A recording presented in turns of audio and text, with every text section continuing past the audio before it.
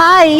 তো আজকে হচ্ছে 22nd জানুয়ারি। আজকে ফাইনালি আমরা ট্রিপে বেরোচ্ছি এবং তোমাদেরকে বলে দিই আমরা যাচ্ছি পুরী।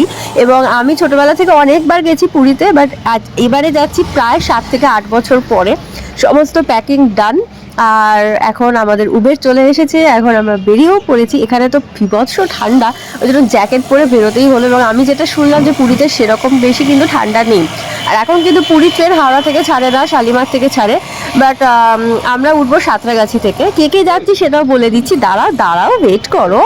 আমি, আবির, আমার মা বাবা আর ঠাকুমা, এই 5 জন মিলে আমরা পুরীতে যাচ্ছি। এবং যেতে যেতে আমার এত ঘুম পেয়ে গেছিলো, একটু হালকা চোখ লেগে গেছিলো। তো আমরা এখন ফাইনালি চলে এসেছি স্টেশনে। মারা এখনো এসে পৌঁছয়নি। তো স্টেশন প্ল্যাটফর্মের ভেতরে যে ছোট ছোট ফুড স্টলগুলো থাকে, ওখানে আবির ওখান থেকে আবির চা নিয়েছে এবং আমি নিয়েছি একটা চিপসের প্যাকেট। তো মায়েরা আসুক, নেক্সট মিনি ব্লগটা আবার তারপরে থেকে কন্টিনিউ হবে। তো এখানে হচ্ছে টাটা।